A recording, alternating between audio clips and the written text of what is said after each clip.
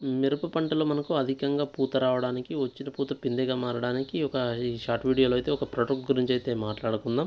అదేంటంటే మనకు ఈ సుమిటోమో కంపెనీకి చెందిన తబోలి. సో మనకు ఈ తబోలి అనేది ఒక ప్లాంట్ గ్రోత్ రెగ్యులేటరు.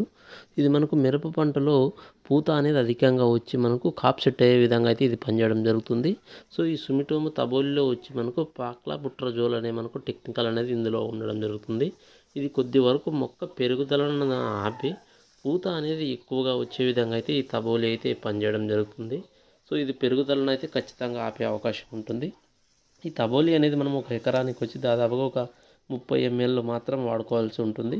ఈ 30 ml ధర వచ్చి మనకు ఒక 300 నుంచి 350 రూపాయలకి అయితే మనకు మార్కెట్లో అయితే లభించే అవకాశం ఉంటుంది.